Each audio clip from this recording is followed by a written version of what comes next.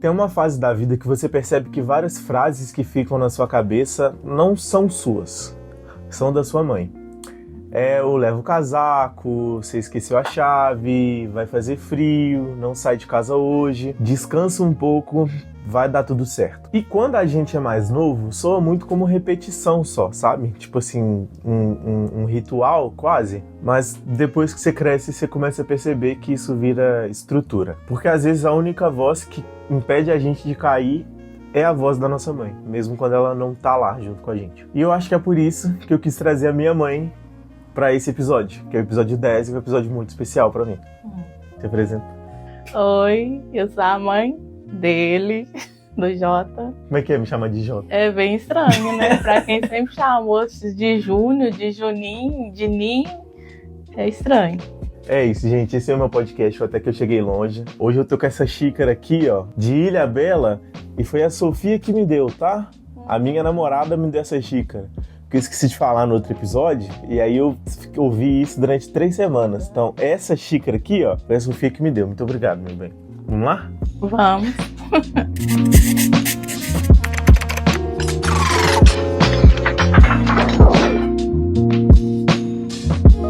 Vou fazer algumas perguntas, aí você responde do jeito que você quiser. Tá. Quem que você era antes de ser mãe? Quem que eu era? É. Eu era apenas a Denise, filha da Dona Chica. Então, antes de ser mãe, você era filha. Eu era filha, e era ótimo ser só filha, viu? Ser mãe foi ruim, então, é isso que você tá falando. Foi um patamar diferente, né? A gente tinha que colocar em prática aquilo que aprendeu através da própria mãe, né? Difícil, né? Difícil superar a própria mãe, é bem difícil. Eu acho que eu não consegui, não. Ah, mas não é sobre superar também, não. É sobre o quê? É sobre viver. Mas é eu diferente. Também não vou conseguir superar você no meu filho, não. É. Faz parte. Quando você tinha a minha idade, 27 anos, você sonhava com o quê? Eu já era mãe, né? Eu sonhava, deixa eu ver, em ter uma casa diferente, com bastante espaço. E viajar bastante, que é o que eu gosto. É, eu também gosto muito de viajar e também sonho em ter uma casa. Com bastante espaço? É. Mas não tive filho ainda não. Ainda não. Dá tempo, né? Tá na hora, né, mãe? Já passou da hora de você vó. Você, quando você tava ali nos seus 27, 25 anos, você imaginava que você ia viver uma vida diferente? Eu não. Eu acho que o caminho que eu tracei me levou até hoje, até onde eu estou hoje. Eu não imaginava uma vida diferente, só imaginava ter um lugar diferente para viver, mas não a vida diferente. Entendi. Alguma dessas versões que você tinha ali na adolescência e no início da vida adulta ficou pra trás e você não tem mais acesso a elas? Tipo, algumas coisas que você já foi e você não é mais? Sim, com certeza. Aquela Denise já não existe mais e eu acho que eu não consigo nem resgatá-la mais. Mas você sente falta? Sinto falta. Sinto falta da minha liberdade, sinto falta da alegria que eu possuía, que é a sensação que ela não volta mais. Energia, né? Essa energia já não existe mais, não. Não sei nem o que é isso. Uma coisa que existe no lugar da energia é dor. É? Vai trocando energia por dor? Por dor, é só dor. Dor no lombar, dor aqui, dor ali. Tá bom, importante é não ter dor na consciência. Pelo menos você tá vivo, tô sentindo alguma coisa. Eu comecei assim porque é muito doido que a gente, quando a gente é filho, a gente só conhece uma mãe como mãe, sabe? Uhum. A gente não entende que a mãe é pessoa antes de ser mãe. E que muitas das vezes ela tá, igual você tá sendo filho pela primeira vez, ela tá sendo mãe pela primeira vez também. Exatamente. Sacou? Ainda que você tenha vários filhos, tipo, vários irmãos, se você for o segundo filho, é a primeira vez que ela tá tendo um segundo filho, é a primeira vez que ela tá tendo um terceiro filho, sacou? Então, quando a gente chega na fase de humanizar nossos pais, né, de tirar eles do lugar de entidade e começa a perceber que era a gente, se fosse você no lugar, o que você estaria fazendo naquele momento, sabe? Sim. Eu acho isso muito interessante. Até você tá naquele mesmo lugar. Eu lembro muito que minha avó falava pra mim, basicamente todas as vezes que eu ia lá, ela falava que o importante é família, que amigo não fica com você não, que a amizade não vai te levar a lugar nenhum, o importante é família. Coisa de Dona Chica. Quais que eram as frases que você acha que você fala muito e que minha avó falava muito pra você também? Eu não repito essas mesmas frases pra Não. você, não. Pra mim, não. Não. Você tem alguma frase que você repete pra mim? Da minha mãe? Não, suas, é. Eu acho que é só quando você vai ver o que é quando eu não estiver mais aqui. Ah, entendi. Pode Tem ser. alguma frase que eu repito muito pra você? Não vai, fica em casa. Ah, Aí se eu tô em casa, você fala, sai. sai logo, menino. Vai sair, não? Mas quando eu falo pra você não vai e repito várias vezes, às vezes você até fica. É lógico, eu vou Você ir. pensa, eu vou ir Eu nada. posso ir, não vai acontecer nada. Mas se for acontecer alguma coisa, você vai ter me falado. Eu prefiro Então eu não vou ir, virar não. assim, ó, eu te falei. Sai aquela frase. Normalmente eu já não tô querendo sair muito também, não. Tô procurando a desculpa. Tem vezes que eu fico arrumado assim, falando, não, mas você não quer que eu vou, não, né? É somente Fala pra aí. ir pra academia, né? Nossa, academia Ô, mãe, tá eu vou pra foda. academia hoje? Aí eu só olho. Eu vou ou não vou? Vai, decide. Que se você falar que não, eu não posso ir, né? Minha mãe falou pra eu não ir, né? ué. Obediência acima de tudo. Acho que você não é uma mãe zorra total, sabe? Com várias frases de efeito e tudo mais. Mas eu acho que as conversas que a gente tem são fundamentais. Ah, não sei, acho que em algum momento da minha vida eu me reconheci como pessoa pensante e reconheci você também como pessoa pensante. Que acho que é quando você chega na adolescência mesmo, que você começa a ter seus próprios movimentos para seguir, você começa a ter uma vibe mais libertária ou não, e você alcança esse lugar de conseguir debater com sua própria mãe, né? Que foi o que aconteceu comigo. Eu sinto que as conversas que a gente teve nessa época e as conversas que a gente foi continuando tendo nessa época trouxeram a gente até aqui, tanto eu quanto você, sabe? Sim. Eu acho que a capacidade de movimentação, ela existe em qualquer pessoa. Uhum. E a de impulsionar também. Então, você me impulsionou a certos lugares e eu tô hoje aqui graças a você. E eu sinto que eu te impulsionei para alguns outros lugares também. Que eu sinto que se não fosse eu conversando com você, talvez você não ia pensar nessas coisas que eu tava trazendo. Sim. E uma das maiores coisas sobre isso é sobre os movimentos mesmo, sabe? Sobre poder conversar livremente, sobre a comunidade gay, e sobre poder conversar livremente sobre como é ser negro e todo esse tipo de coisa, de como Sobre é que é chato, política. sobre como é que é chato ser pobre, tá Também. ligado? Eu não gosto. Quem que gosta de ser pobre? E aí eu acho que a partir do momento que a gente começou a conversar sobre isso, e eu percebi o principal, que em você eu tinha uma escuta aberta, sabe? Que muitas das vezes você podia não concordar, mas você estava disposta a pensar um pouco sobre isso, e mais pra frente talvez concordar ou não concordar. Não acho que tem que ser, toda discussão tem que ser sobre concordar, sabe? Mas eu acho que tem que existir um espaço aberto pra fala e pra escuta. E eu sinto que uma das coisas que você mais me ensinou, e que muita gente tem muita dificuldade de aprender, é sobre escuta afetiva mesmo, é sobre poder escutar as pessoas de um jeito a não achar que elas estão querendo magoar a gente, sabe? Ouvir o que a pessoa tá falando, que é só o que a pessoa tá falando, e conseguir devolver isso de uma forma afetiva também, sabe? Não de uma forma impulsiva, não de uma forma a querer machucar o outro, de um jeito a querer trazer um diálogo de alguma forma. Você acha isso daí?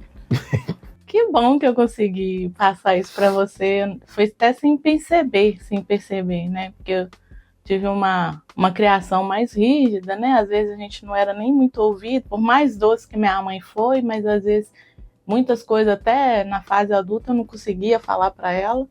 E eu consegui te dar esse espaço pra você ser aberto, você falar comigo. Eu fico feliz com isso. É muito bom. Ter um espaço dentro de casa onde você pode compartilhar as suas dores, as suas frustrações e as coisas boas também que acontecem, porque a vida não é só coisa ruim, né? Sim. É muito importante e faz toda a diferença quando você está num processo de descobrimento, por exemplo, ou de aceitação e tudo mais. Sim. Um dos passos de quando a gente coloca nossos pais nesse lugar fora desse lugar de ídolo, dentro desse lugar de gente, de pessoa, de ser humano, é entender que pai e mãe também sente medo, sabe? Porque pai e mãe sempre foi pilar de quando você tá com medo, eles estavam lá com você e aí você não sentia mais medo. Uhum. Mas quais são os momentos em que você mais sentiu medo sendo mãe? Sendo mãe? Sendo mãe. Perder. A perda de um filho, acho que é o que mais impulsiona um medo de uma mãe. Mais medo de perder do que de você errar. Porque seus erros vão atingir muito você.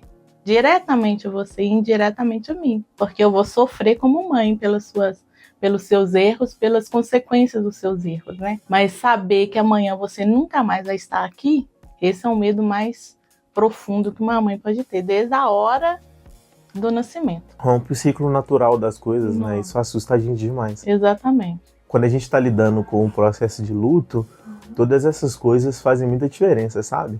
Tipo, quando o John faleceu, por exemplo, o que eu sentia era que o mundo estava errado, sabe? Que as coisas estavam no lugar errado e que nada nunca ia voltar pro lugar certo.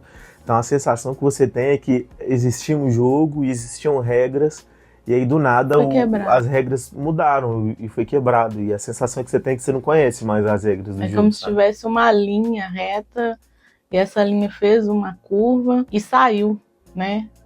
Você não pode mais seguir aquela linha, você vai ter que sair dela e processar todo esse momento de luto que foi bem brutal. É. A quebra do natural serve pra gente perceber que não existe natural, sabe? Não. O natural é construção nossa, velho. É o que a gente quer que aconteça. E a gente quer tanto que aconteça que a gente acha que é o natural. Que é o natural. E o amanhã, às vezes, nem existe. Infelizmente, as pessoas morrem mesmo, sabe? E nem todo mundo que tá morrendo aí tá morrendo de velhice. Não. Tem muita gente morrendo por várias questões, sabe? E várias questões que não tem como a gente controlar também. E quando é novo, parece que é bem estranho, né? Porque é o que foge aquilo natural que a gente pensa. Só o idoso, só a pessoa bem velhinha vai morrer. Ou então quem tá muito, muito doente. A pessoa tá lá numa academia, malhando, vai e morre. Como assim? Cuidando da saúde. A quebra dessas coisas que a gente considera naturais torna muito mais difícil a aceitação pra gente de que uma pessoa já se foi, sabe? Não que qualquer luto seja fácil, mas é muito mais difícil trazer solidez para esse sentimento, para essa perda mesmo, quando ela é tão antinatural, sabe? Você acha que ser mãe te deixa uma pessoa mais ansiosa? Muito. Muito mais ansiosa. Por quê? Desejar aquilo que ainda tem que ser esperado, né? Ansiedade de ver um filho voltar logo para casa, ele vencer logo. Parece que toda a sua vida é movida através dele. Antes eu era mais tranquilo. O que acontecer amanhã tá bom para mim. Hoje não, amanhã pode ser até muito tarde, é meio ansioso demais. Muita gente dessa minha geração não quer ter filho, né? E ponto final. E eu acho que tem que ser assim mesmo. Você não quer ter filho, sai em frente, tá ligado? Não ser da pressão social, não. Você vai viver sua vida. E muita gente não quer ter filho por medo dessa responsabilidade, que é o que você falou antes. De que se você errar, você não tá errando só com você, você tá errando com essa pessoa também. Todos os seus erros refletem no futuro dessa pessoa também. Isso é muito assustador, a certo ponto, sabe? Tipo assim, você vê que uma vida depende de você, uma vida depende de você estar acertando, porque a gente é ser humano e a gente é falho pra caramba, a gente sabe o tanto que a gente erra com a gente mesmo. E aí ter essa noção de que eu erro pra caramba comigo mesmo, só que se eu errar com essa criança, eu tô errando comigo e com ela, se eu errar comigo enquanto eu tenho essa criança, eu tô errando com a gente... É muito assustador e eu consigo entender esse lugar das pessoas de não querer ou de não se sentir preparado, de não se sentir pronto pra fazer isso. Eu acho que isso é muito importante também, sabe? Eu acho que se sentir preparado é metade do que vai te fazer ser um bom pai ou uma boa mãe, sabe? Sim. Você vai ser mãe pra sempre. Você vai ser mãe pra pai sempre. Para sempre. Não tem muito como fugir. Né? Você nasceu, toma aqui pra você a responsabilidade de ser mãe. Não, essa responsabilidade é minha.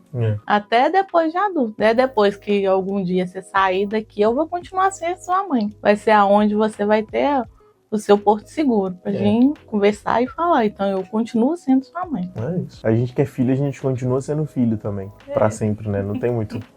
Fazer o quê? Você acha que a maternidade mudou a forma como você enxerga o mundo?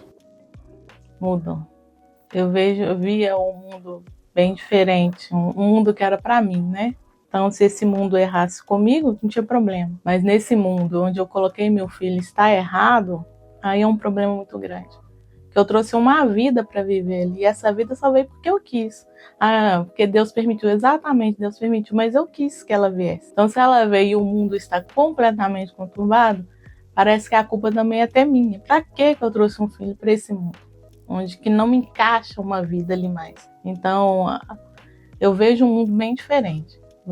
A visão é bem diferente. Uma visão que é uma visão que não é para mim, é para você. E você quer um mundo bem melhor, né? E não tá na minha mão um mundo melhor. A gente faz nossa parte, né? Mas a gente não tem controle sobre as coisas maiores. Não tem. Eu penso muito nisso também, sabe? Eu tenho vontade de ter filho. Eu penso na sociedade que a gente vive. Igual muita gente tem medo de ter filha mulher, por exemplo, com medo de todas as violências que ela vai sofrer da sociedade. Com medo de ter uma filha que pode ser violentada, com medo de ter uma filha que pode ser brutalmente assassinada. Eu tenho esse medo também, óbvio, porque a gente zela pelo bem do que é nosso, sabe? Mas eu tenho mais medo de ter um filho homem e ele se tornar tudo que eu mais temo, ojerizo, sabe? Tudo que eu mais tenho nojo, tudo que eu mais odeio. Muito medo porque disso. Eu vou lidar bem com ter um filho e ele gostar de esportes e eu não gostar de esportes. Eu começo a gostar de esportes, tá? Isso não é um problema. Agora, se eu tenho um filho que ele é brutalmente averso a tudo que pra mim é natural, se eu tenho um filho que é incel, por exemplo, se eu tenho um filho que eu descubro que ele é um agressor, que ele é um violentador, como que você lida com isso? Deve ser uma morte em vida. Sabe? A sensação de que você falhou deve ser muito grande. Muito grande. E eu não vejo ninguém falando sobre isso. Todo mundo tem medo de ter um filho gay, todo mundo tem medo de ter uma filha lésbica. Sim. Ninguém tem medo de ter um filho violentador, ninguém tem medo de ter um filho assassino, sabe? Essa parte pra mim é mais medonha. Porque ter um filho gay... Ele é gay. Sabe? E aí, vamos seguir em frente. Mas ele não tá agredindo ninguém. Agora, se eu tenho um filho que assassinou o filho de outra pessoa, o que eu faço? Com que olhar que eu olho pra essa outra pessoa? Como que eu falo? A culpa do seu filho não tá aqui mais, é o meu filho. Foi eu que trouxe a pessoa que tirou a vida do seu filho. Exatamente. Eu que trouxe um filho que abusou da sua filha, criança ainda, que entrou dentro do seu lar, destruiu a sua família. E esse filho é meu filho. Nossa.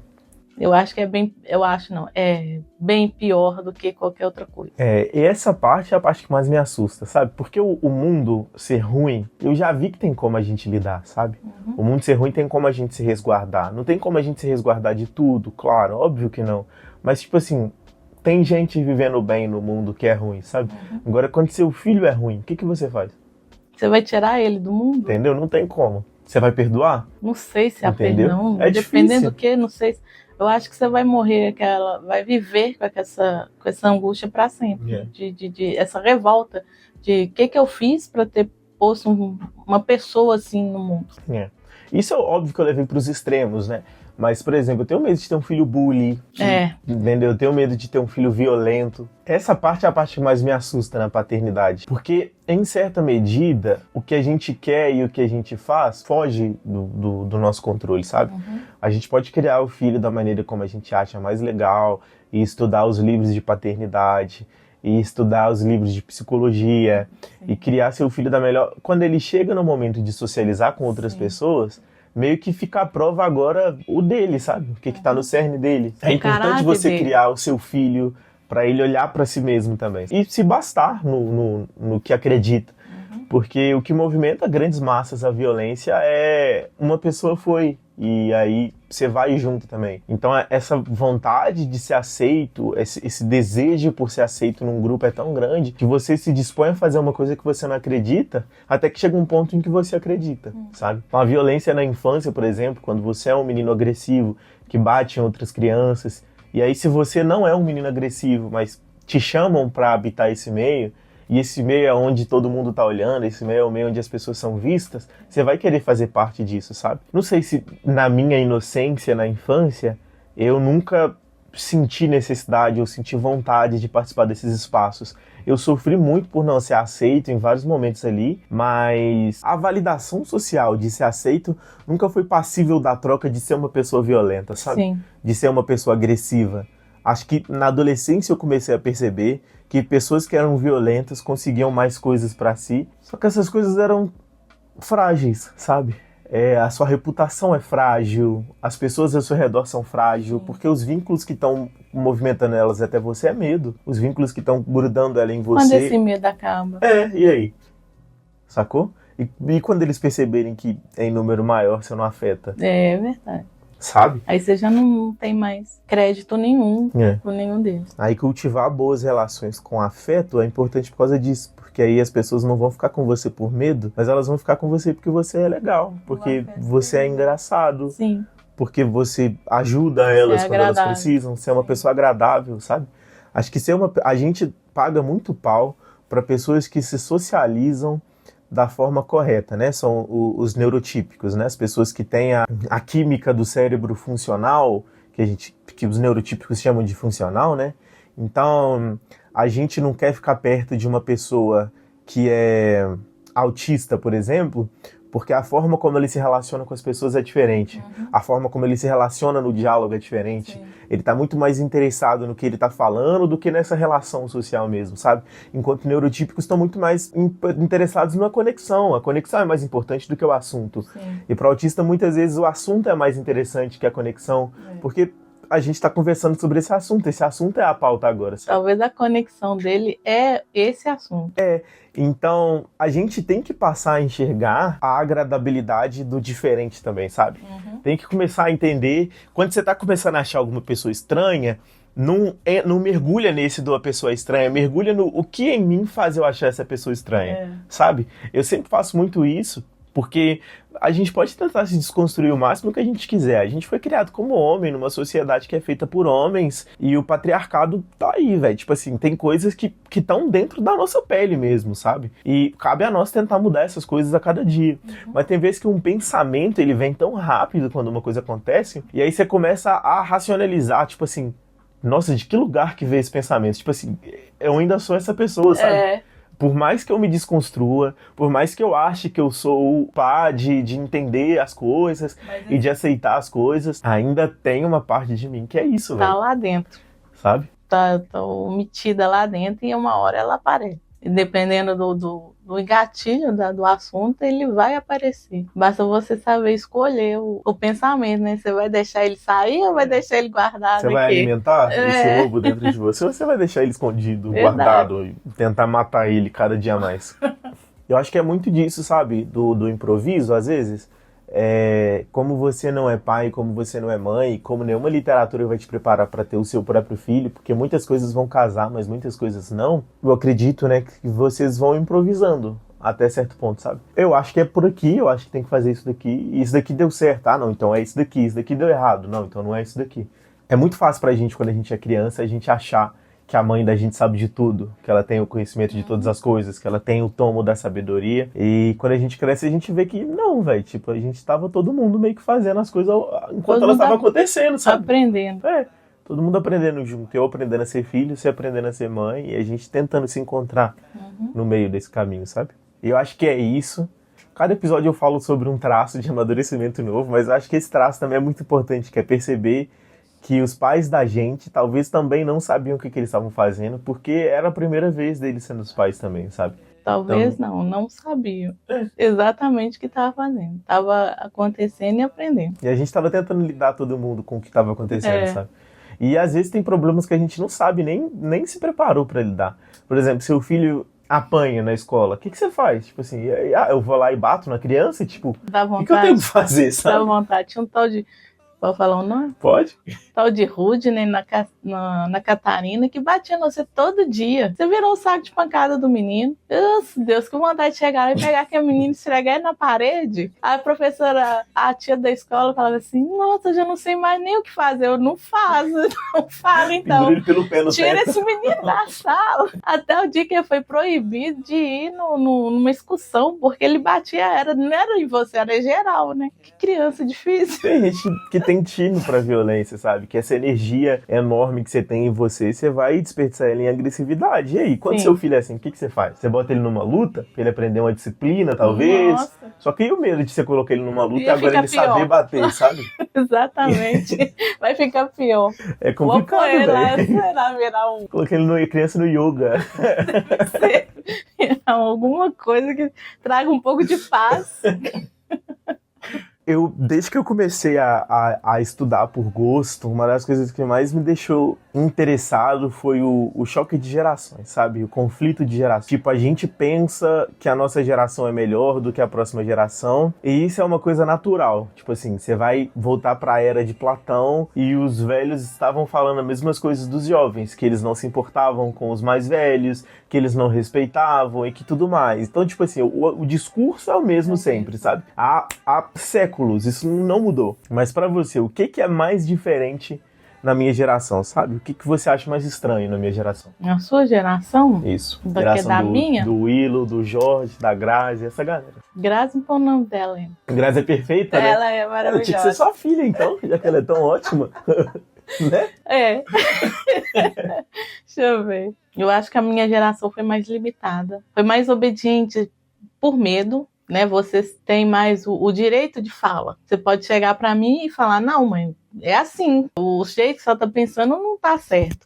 Eu não poderia falar isso. O jeito da minha mãe e do meu pai era o jeito certo.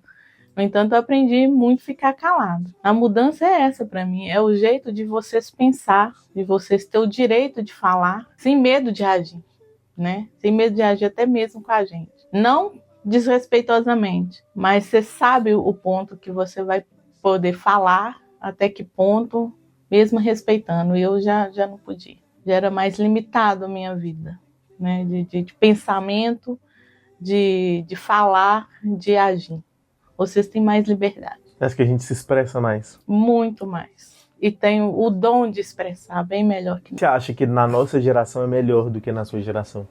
a sua? É. A tecnologia. É? Só. Nós éramos muito mais felizes que vocês. É mesmo? Nós tínhamos a rua inteira para brincar. Nós brincava até tarde. Nós éramos muito felizes. Mesmo na nossa pobreza, a gente era muito feliz. Sem a tecnologia. Ouvindo música na radiola, pondo o LP para tocar várias vezes. Mesmo assim, a gente ia fazendo festinhas. Tinha uma casa no festinha, a gente podia entrar tranquilamente. Hoje você não pode fazer isso, né? E vocês têm a tecnologia toda a favor de vocês. Nós não, nós tínhamos nossa mente, nossa... Era necessário ser mais criativo, né? Nossa vizinhança. A gente era mais feliz, eu acho que a gente era mais sociáveis, mais feliz que vocês. Posso estar errado. Na sua época, você acha que vocês conversavam muito sobre sentimentos? Não, a gente não sei, acho que não. Eu não sei se é porque eu sempre fui muito fechada. Por exemplo, se eu fosse gostar de uma mulher, eu nunca ia falar uma coisa dessa. Eu acho que eu ia guardar até hoje na minha vida. Mas não falava muito de sentimento, não. A gente tinha muito medo de muitas coisas, né? Então, o sentimento era muito guardado. O falar sobre sentimento, igual eu já falei, é o se fragilizar também, né? É o mostrar o que te dói, o que te machuca. Era bem escondido. Porque era demonstrar fraqueza. Né? Isso, demonstrar fraqueza, a impressão que tá é que você tá ensinando pra essa pessoa de que ela pode te afetar, sabe? Sim. Eu sinto muito isso.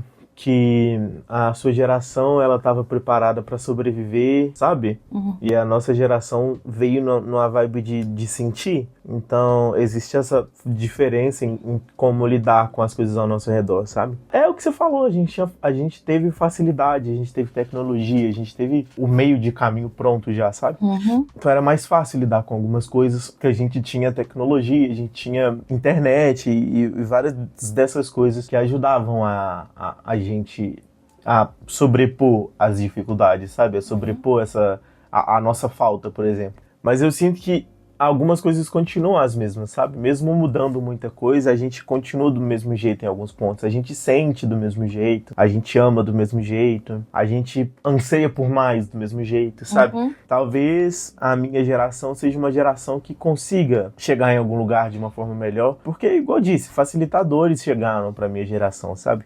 Na minha geração, entrar numa faculdade é muito mais fácil. Não é nem que é muito mais fácil, né? É possível, não era possível tem mais antes, meios, né? Sabe? Você tem mais meios de se chegar num lugar melhor, financeira ou social ou cultural mesmo, sabe? Uhum. E eu sinto que antes era muito mais difícil você conseguir chegar lá e quase impossível, sabe? Quando eu falo melhorar, não é ficar exorbitantemente rico, não é ficar milionário, mas é sair de onde você tá e ir para um lugar melhor, sabe? sair da situação de vida em que você nasceu, talvez, muita gente de periferia vai nascer e vai morrer não conhecendo nada mais do que o próprio bairro, sabe? Você vai conhecer o seu bairro e o bairro da empresa onde você trabalha. E antigamente isso era muito mais comum, sabe? Hoje em dia é mais, dá pra você ter um emprego ruim em CLT e viajar pra praia no final do ano, sabe? Se você for uma pessoa equilibrada, se você souber poupar o seu dinheiro, você consegue fazer uma coisinha ou outra, que são coisas que eu acho que antes talvez fossem inacessíveis, sabe? Eu, por exemplo, quando era mais nova, eu vi um avião passar e falei assim, gente, eu nunca vou conseguir andar num trem desse. Porque naquela época era muito, muito longe essa realidade de você conseguir viajar. No entanto, eu nunca tinha viajado na minha vida, não tinha conhecido uma praia. Aí depois eu me vejo dentro do avião com a minha família inteira, eu, você e seu pai, fazendo nossa primeira viagem. Eu falei assim, nossa, isso é muito, muito surreal pra mim, isso acontecendo. Aquela menina que ficava na laje da casa da mãe vendo eles passando, hoje tá aqui dentro dele. Eu tenho essa sensação e eu tô novo pra caramba ainda, sabe? O nome do podcast é isso, é até que eu cheguei longe, tipo assim, tendo em vista onde eu poderia estar agora, até que eu cheguei longe. Eu lembro de, na minha primeira fase de ser adulto ali, que eu tava sem trabalho, e as pessoas ao meu redor também estavam sem trabalho, todo mundo da minha idade tentando se movimentar, mas com essa frustração dentro de si, sabe? De não conseguir chegar no lugar. A gente saía, né? Eu, o Jonathan e o Dedê, sempre ali nos meus 19 anos, a gente saía junto todos os final de semana, e a gente tinha, tipo assim, 5 camisetas, 4 calças, e 3 pares de tênis, nós 3 combinados, sabe? E a gente trocava a roupa entre si, até a gente... Então, chegar hoje num ponto da minha vida em que, se eu quiser, eu posso entrar numa Renner e comprar roupa, sabe? E McDonald's, por exemplo, era comemoração quando eu era criança. Era para momentos especiais. Hoje eu posso sair do trabalho e, se eu quiser comer um McDonald's, eu pego o McDonald's e como, sabe? Então, tipo assim, são pequenas coisas, mas que... pequenas coisas que, quando a gente olha para trás, era tão raro, era tão especial, era tão difícil de acessar, que a gente tem que entender que, mesmo sendo pequeno isso é importante também, sabe? Que isso demonstra a movimentação para frente. Tanto a nossa, como indivíduo, quanto da sociedade no geral mesmo, sabe? Nem todo mundo demonstra afeto do mesmo jeito. Tem gente que cuida, tem gente que cozinha, tem gente que pergunta se você tá bem, tem gente que aparece. Pra você, como que você demonstra carinho? Acho que no dia a dia. Eu sempre tô te perguntando alguma coisa. Uma Coca Zero de vez em quando. Do nada aparecendo. Essa demonstração de afeto. Ué. É o jeito que uma mãe acha em demonstrar. Não só com você, às vezes com seu pai. Mesmo imperceptível, mas tá lá eu demonstrando. Com os meus irmãos também. Às vezes um oi, como você tá mandando uma mensagem, é uma demonstração de afeto, de carinho, de lembrar que pessoas existem, né? Como minha amiga, de vez em quando a gente fica várias vezes sem falar, sem se ver, mas a gente sabe que uma gosta da outra e vai lá e manda uma mensagem, assim, eu ainda tô viva ali naquele coração. É uma demonstração, no dia a dia você tem uma demonstração, um afazer que você faz com uma pessoa que você ama. Na sua família, ali nos seus primeiros momentos de infância e de adolescência, tinha afeto envolvido? Como que era esse afeto? Tinha demais. Era um irmão que comprava um sapato pra você, porque eles já eram mais velhos. Era um irmão que pegava você no colo e punha você na cama que você tava dormindo no sofá. É sua mãe indo lá mexendo no seu pé de madrugada. Você sabe que ele é uma demonstração de amor. Ela te acordando de madrugada, tomar um café com ela antes dela ir trabalhar. Eu imagino que hoje eu posso até estar errado, talvez eu não conseguiria passar afeto para você se eu não tivesse tido esse afeto na minha infância. Até mesmo meu pai, que era mais rústico, que era mais fechado, ele tinha os momentos dele de demonstrar, de chamar: ô Chimbica, vem cá tomar um café, levanta aí, vem preparar um pão pra gente tomar um café junto. Isso já era uma demonstração e hoje eu consigo fazer para você porque eu recebi lá atrás. Eu recebi tanto da minha mãe quanto do meu pai e dos meus irmãos. Nós sempre fomos muito juntos. Você vê que até hoje a gente tenta ficar juntos, né? A gente arruma qualquer motivo para estarmos juntos. Outro dia minha irmã e meu irmão estavam aqui e foram embora 2h da manhã para gente assistir filme. E rir de filmes que não era nem comédia. Mas isso é uma demonstração, tipo, ela tá lá, vamos lá vê-la, porque isso vem lá de trás. Não é uma coisa que foi construída agora. Eu não tive que quebrar ciclos horríveis que eu tive na infância para me construir uma nova mãe para você. Não, isso já vem de lá de trás. Foi resgatado e passado por você. É mais fácil acessar esse lugar quando você já conhece esse lugar, né? Tipo, não é que é impossível, a forma como você foi criado não vai ditar como você vai viver o resto da sua vida, mas é muito mais fácil ser uma pessoa afetuosa quando você conhece o afeto. Sim. Ser uma pessoa responsável quando você conhece a responsabilidade, sabe? Sim. Quando você esteve nesse lugar, quando você foi tratado dessa forma por outras pessoas, é mais fácil você conseguir tratar as outras pessoas dessa forma, porque você já conhece. Sim. Sabe? Não é um mundo novo para você. Você não vai ter que desbravá-lo, né? E aprender. Não, conhecer já esse tem. sentimento em você, sabe? Ele já existe lá. Já existe. Pode estar guardado, mas ele já existe. Você acha que você ficou mais carinhosa com o tempo? Sim. Fiquei. Mais carinhosa com minha mãe. Eu não sei se foi a proximidade de perdê-la, mas acho que eu fui mais afetuosa com ela. Não que eu não tivesse isso, mas sempre fui, mas acho que o amor aumentou mais. Acho que com você também. Eu acho que eu fiquei mais afetuosa com o tempo.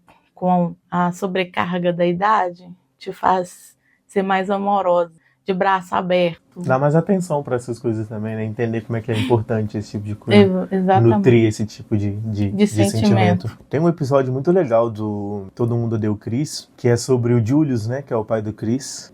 Um episódio todo sobre afeto, mas não se fica escancarado que é sobre isso, né? Mas o Chris tá meio pá com a relação que ele tem com o pai dele. E aí no final do episódio, a fala do Chris é: na minha rua tinham vários meninos da minha idade que não tinham pai, sabe? Que os pais deles nunca voltaram pra casa. Voltar pra casa todos os dias era meu pai demonstrando tanto que ele amava a gente. Tipo assim, era ele demonstrando tanto que ele tinha afeto. Voltar pra casa, sabe? Daí tem vezes que você tá só exausto, sabe? E seu afeto, seu carinho vai ser menor mesmo. Porque você não tá conseguindo ter esse tempo nem com você mesmo.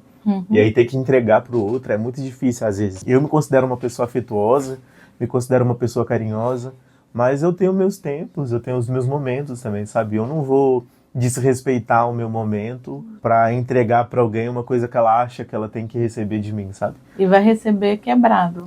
Eu não vou fazer isso, da mesma forma eu não vou te tratar mal só porque a minha vida tá ruim, eu só vou ficar na minha, sabe? Um pouco na minha. Mas eu também sou assim, você já percebeu também. Eu sinto que a gente, quando a gente é filho, quando a gente cresce, a gente começa a entender algumas demonstrações de amor só com o tempo mesmo, sabe? Só com o tempo a gente vai entender que tal coisa era carinho, tal coisa era afeto. Acho que a gente tem que ter repertório mesmo. Quando a gente é criança, a gente não tem repertório. A gente está criando a nossa vida, o nosso mundo. Quando a gente cresce e já está com esse mundo mais ou menos criado, porque ele é criado todos os dias, né? A gente tem referencial de o que é afeto, do que é cuidado, sabe? E aí a gente começa a rever o nosso passado e fala, isso era afeto, isso era cuidado. Tanto não que você ouviu, não é porque a pessoa era só mandona, chato. Só mas ruim, só te odiava. Não, era mais amor mesmo, que estava envolvido ali um cuidado. Cuidado. Extremo às vezes, mas era um cuidado. Mas acho que o extremo às vezes foi necessário também, sabe? Tipo, no mundo, no cenário atual que a gente tá, era necessário ter um cuidado maior mesmo. É muito frustrante quando você tá lá, sabe? Porque quando você tá lá, você quer só fazer parte. Só ser pertencente, só viver os momentos. E aí é frustrante não poder estar lá, porque o frustrante vem do lugar de comparação, né? Tipo, outras pessoas podem, outras pessoas vão, outras pessoas ficam bem. Por que eu não posso estar lá? Tem alguma coisa que aconteceu com a gente na nossa vida e que você acha que eu não percebi? Você não percebeu? Acho que não. Acho que tudo foi percebido. Você pode não ter falado, mas você percebeu. Tem algo que você gostaria de ter ouvido como mãe? Como mãe? Tipo, mãe, eu comprei uma casa pra você. Eu gostaria de ter ouvido isso? Eu gostaria. Eu creio, Jesus. Aí vai chegar assim, mãe, toma aqui a chave. Comprei sua casa, lá que é terreiro, tá? Eu fui na padaria ali, comprei um pão, tá aqui o troco, viu? É 100 mil reais pra você. Pronto, fiquei feliz demais. Eu gostaria de ouvir isso como mãe também, eu nem sou mãe. Qual momento comigo foi especial e você acha que eu não percebi que foi especial? Eu não digo que eu estava presente, mas foi quando você chegou e falou assim, mãe, eu fui escolhido para falar lá eu nem lembro como é que era, no Itaca, que eles escolheram você para falar lá no evento, junto com o prefeito, que algumas semanas antes eu tinha falado para você, por que você tá no meio dos meninos que me fizeram ir lá fazer na escola, na reunião dos meninos mais levados. Aí falou assim, ai mãe, porque tava todo mundo. Aí eu falei, mas você não é todo mundo. Aí uma semana ou duas depois eles escolheram, eu falei assim, aí eu falei, você tá vendo que você não é todo mundo? Não é melhor ser diferente? Se você é bem melhor. Então não foi um momento que eu estava lá presente, mas foi um momento que me deixou muito orgulhosa. Esse, quando você falou para mim que passou, né, na UFMG, para mim foi uma explosão de emoção. São conquistas suas, né, que me faz crescer como mãe, como pessoa. E fazer assim, que toda aquela caminhada valeu a pena, desde aquele momento que eu vi você chorando, saindo de dentro da minha barriga, fez tudo valer a pena, toda a noite que eu passei acordada, cuidando os momentos de doenças que a gente cuida, tudo valeu a pena. Cada lágrima, cada sorriso, é quando você chega e fala, eu venci nisso aqui. A sua vitória é uma conquista minha. As coisas que eu mais admiro em você são como você deu tudo que você tinha para conseguir que eu chegasse num lugar. Independente de que lugar que fosse esse, sabe? Um lugar onde eu queria chegar, sabe? Ter visto o seu esforço ali na infância mesmo às vezes sendo invisibilizada, mesmo às vezes sendo criticada, isso não tirou o seu gás, sua motivação. Ver que você abandonou algumas coisas para poder estar comigo e alguns sonhos mesmo para poder me criar, sabe?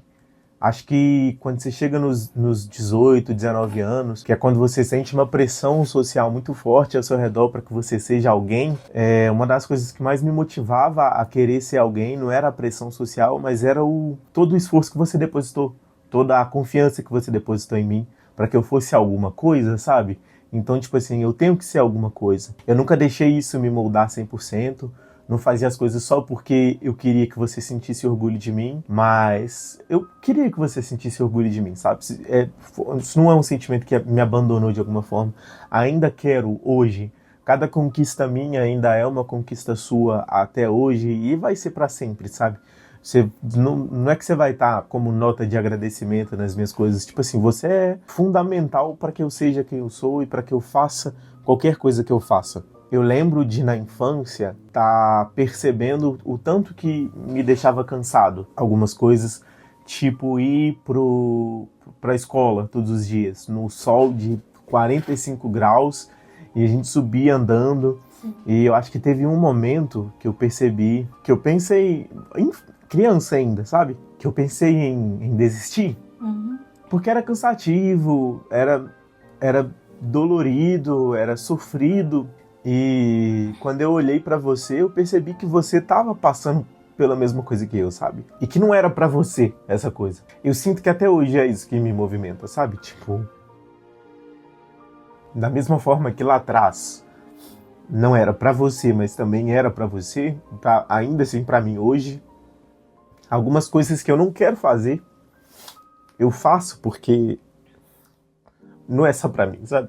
Eu vi outro dia na internet um post muito legal que era: agora que você é adulto, agora que você tem sua casa, agora que você tem o seu salário, agora que você tem as suas despesas, como que você se sente tendo culpado seus pais por não terem te dado uma vida melhor? E aí, como é que você se sente agora? Você consegue? Você tá onde você queria estar? Você tá recebendo? É fácil? Sabe? Eu nunca senti esse impulso de culpabilizar vocês pela vida que a gente teve, porque, sinceramente, velho, pra mim foi uma vida muito confortável, sabe? A gente nunca foi milionário, a gente nunca foi rico, mas na minha vida eu não entendi o que era passar necessidade, sabe? Na minha vida eu não entendi o que era não ter comida, na minha vida eu não entendi o que não era ter uma cama, ter um lar, ter afeto, sabe? Que é o mais importante pra mim. Não tive muito do que reclamar, sabe?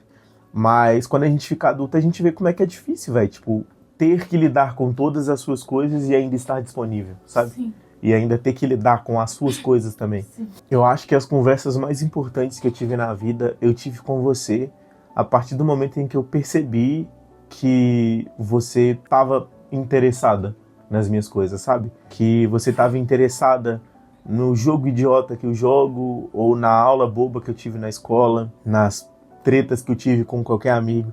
Quando eu percebi que você estava interessada na coisa mais boba que fosse, isso me deixava mais confortável para falar sobre as coisas que eu achava que não eram bobas, sabe?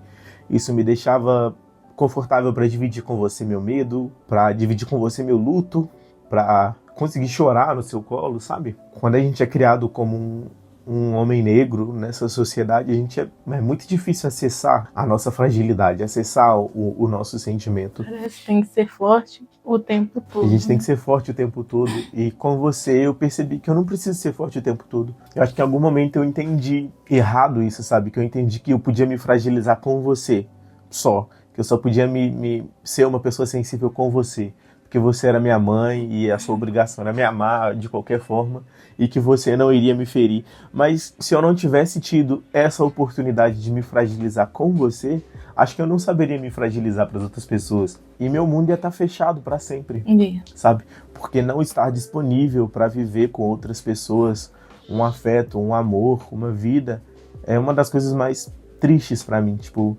não estar aberto. E eu acho que você me ensinou isso de muitas formas, não diretamente só, mas indiretamente, sabe? A ser uma pessoa, a ser a pessoa que eu sou hoje. Sim. Eu sinto que o motivo desse título era a gente prestar atenção nas coisas que nossos pais disseram, mas principalmente nas coisas que eles não disseram também, sabe? E como que tudo isso se amarra de um jeito a moldar o que a gente é, o que a gente se tornou. E eu acho que crescer e amadurecer seja isso, sabe?